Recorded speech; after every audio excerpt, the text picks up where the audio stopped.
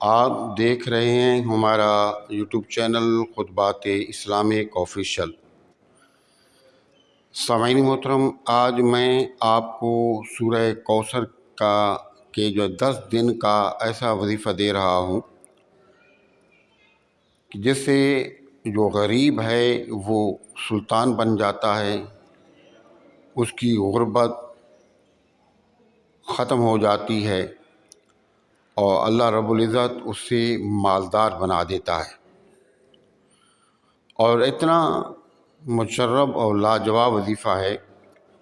کہ اگر آپ اس کو 10 دن ہمارے بتائے ہوئے طریقے سے کر لیں تو ہر طرح کی پریشانیوں سے آپ کو چھٹکارا مل جائے گا، اور کوئی آدمی بھی آپ پر جادو نہیں کر سکے گا۔ شریر جنات کے شر سے آپ محفوظ رہیں گے، اور شریر جو انسان ہیں ان کے شر سے بھی آپ محفوظ رہیں گے۔ اس سے پہلے میں نے آپ کو سورہ کوثر کے وظائف دی ہیں، لیکن یہ آج کا جو وظیفہ ہے یہ ان سب سے مختلف ہے، اور یہ اپنی جگہ پر الگ سے طاقت رکھتا ہے۔ ہمارے جو محبین ہیں، کئی محبین آئے، ہم نے انہیں یہ وظیفہ دیا، ہم نے 10 دن کا انہیں یہ چلا بھی کروایا، تو یقین جانیں کہ اللہ رب العزت نے ان پر خوشیوں کے دروازے کھول دیے، رزق روٹی کے دروازے کھول دیے۔ ان کی جو پریشانیاں تھیں وہ ختم ہو گئیں، ان کے جو دشمن تھے وہ اپنے انجام کو پہنچتے ہوئے لوگوں نے دیکھا، اور ان کے جو دشمن ہیں ان کی ذلت اور رسوائی کا تماشا لوگوں نے دیکھا۔ ہمارے وظائف کی اجازت کے لیے لازمی ہے کہ اگر اب تک آپ نے چینل سبسکرائب نہیں کیا تو چینل کو سبسکرائب کر لیں، ویڈیو کو صدقہ جاریہ کی نیت سے زیادہ لائک اور شیئر کریں، کمنٹ سیکشن کے اندر اپنا نام، اپنے شہر کا نام اور سلام کا جواب لازمی دیا کریں۔ سامعین محترم، صرف 10 دن کا یہ وظیفہ ہے، لیکن آپ نے نمازوں کا اہتمام کرنا ہے، کیونکہ جب حضور نبی کریم رؤوف رحیم علیہ السلام پر یہ سورہ مبارکہ نازل ہوئی تو اس کا شان نزول یہ ہے کہ آپ کے 2 بیٹے تھے، یکے بعد دیگرے ان کا انتقال ہوا، تو جو آپ کے دشمن تھے وہ بہت خوش ہوئے اور لعن و طعن کرنے لگے کہ استغفر اللہ، اب تو محمد کے جو بیٹے ہیں دنیا سے چلے گئے، اب ان کی نسل ابتر ہو گئی، اب ان کا کوئی نام لیوا جو ہے باقی نہیں رہا۔ اور آپ صلی اللہ علیہ وسلم بھی ظاہر پریشان تھے، آپ کی اولاد تھی، اولاد پیاری چیز ہوتی ہے۔ تو اللہ رب العزت نے یہ سورہ مبارکہ نازل فرمائی، سورہ کوثر، اور اللہ رب العزت نے اپنے محبوب صلی اللہ علیہ وسلم سے فرمایا کہ اے محبوب صلی اللہ علیہ وسلم، آپ پریشان کیوں ہوتے ہیں؟ ہم نے آپ کو حوض کثیر عطا فرمایا، بے شمار نعمتیں عطا کیں، تو آپ نماز پڑھیں اور صدقہ کریں، اور جو آپ کی مخالفین ہیں، آپ کے جو دشمن ہیں، وہ خود ابتر ہو جائیں گے، ان کی نسلیں تباہ و برباد ہو جائیں گی، ان کا کوئی نام لیوا نہیں ہوگا، آپ کے نام لیوا تا قیامت اور قیامت کے دن بھی ہوں گے۔ تو آپ اس وظیفے کو جب آپ کریں گے تو سب سے پہلے تو آپ نے نمازوں کا اہتمام کرنا ہے، اور کوشش کریں کہ اضافی جو عبادات ہے، نفلی عبادت ہے، وہ بھی کرنے کی کوشش کریں، اور اس کے ساتھ ساتھ اللہ نے جو آپ کو توفیق دی ہے،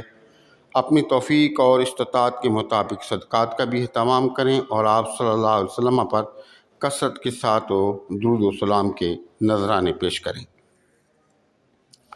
اور وظیفہ کیسے کرنا ہے؟ آپ نے سب سے پہلے تو یہ بات سمجھ لیں آپ کہ یہ 10 دن کا وظیفہ ہے، اور آپ نے جمعرات کو شروع کرنا ہے۔ بہتر تو یہ ہے کہ کسی بھی مہینہ، اسلامی جو مہینہ ہے اس کی پہلی جمعرات سے شروع کریں تو بہتر ہے، لیکن اگر آپ پہلی جمعرات کو شروع نہیں کر سکتے تو پھر کسی بھی جمعرات کو آپ یہ شروع کریں گے، یعنی کہ جمعرات کا دن ہونا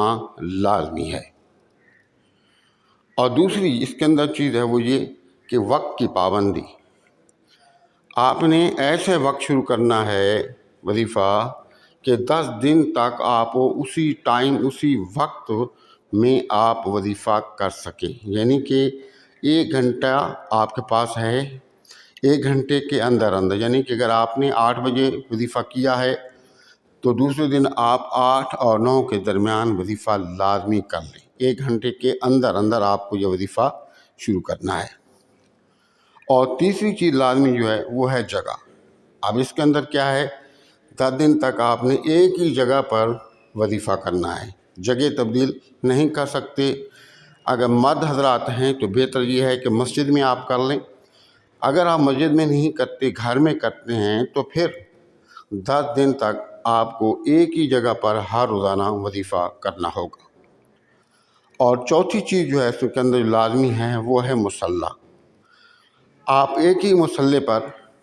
وظیفہ کریں گے، ایسا نہیں کہ آج مصلی کوئی اور ہے، کل کوئی اور ہے، پرسوں کوئی اور ہے، نہیں، مصلی بھی ایک ہی ہونا چاہیے۔ اب یہ چیزیں آپ کی سمجھ میں آ گئیں۔ اب وظیفے کا طریقہ کیا ہے، اور دوسری پرہیز اس کے اندر یہ ہے کہ آپ نے 10 دن تک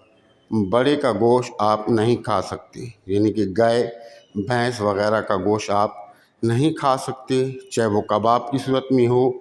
یا سالن کی صورت میں ہو یا کسی طرح بھی، ہر وہ چیز آپ نہیں کھا سکتے جس کے اندر گائے یا بھینس کا گوشت ہو۔ ہاں، بکرے کا یا مرغی وغیرہ کا گوشت آپ کھا سکتے ہیں،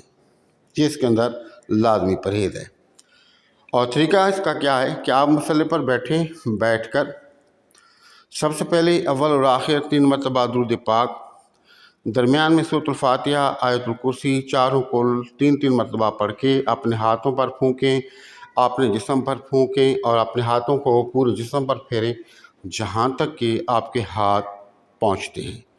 یہ اب آپ کا احسار ہو گیا۔ اس کے بعد آپ تسبیح پہ پڑھ لیں، انگلیوں پہ پڑھ لیں، لیکن گنتی کے اندر کمی پیشی نہیں ہونی چاہیے۔ اول اور آخر 11 مرتبہ درود ابراہیمی۔ تو اب وظیفے سے پہلے آپ کو درود ابراہیمی پڑھنا ہے، کوئی دوسرا درود پاک آپ نہیں پڑھ سکتے۔ جب آپ کو درود ابراہیمی کہا جاتا ہے تو اس کا مقصد یہ ہے کہ آپ کو درود ابراہیمی پڑھنا ہے، اور دوسرے جو وظائف ایسے ہوتے ہیں کہ جن کے شروع میں ہم کہتے ہیں کہ درود پڑھیں، تو پھر اس کے اندر کوئی سا بھی درود آپ پڑھ سکتے ہیں، لیکن اس وظیفے کے شروع اور آخر میں 11 مرتبہ آپ درود ابراہیمی پڑھیں گے، اور 1001 مرتبہ آپ کو سورہ کوثر بسم اللہ الرحمن الرحیم کے ساتھ 10 دن تک پڑھنی ہے۔ پڑھ کے اس کا ثواب حضور نبی کریم صلی اللہ علیہ وسلم، آپ کا اباء و اجداد، آپ کا صحابہ کرام، ازواج مطہرات کو ایصال ثواب کریں اور اللہ کے حضور دعا کریں۔ لیکن آپ نے اس وظیفے کو انتہائی توجہ کے ساتھ پڑھنا ہے، مکمل یقین کے ساتھ آپ نے اس کو پڑھنا ہے۔ اب 10 دن آپ نے وظیفہ کر لیا، اب آپ اس کے عامل ہو گئے، تو ہر روزانہ چلتے پھرتے، بہتر یہ ہے کہ بیٹھ کے پڑھیں، اگر بیٹھ کر پڑھنے کا ٹائم نہیں ہے تو چلتے پھرتے آپ نے ہر نماز کے بعد صرف 29 مرتبہ سورہ کوثر کو پڑھ کے اس کا ثواب آپ صلی اللہ علیہ وسلم، آپ کے اباء و اجداد اور آپ کے ازواج مطہرات اور صحابہ کرام کو ایصال ثواب کرنا ہے۔ آپ یقین کریں کہ آپ مالا مال ہو جائیں گے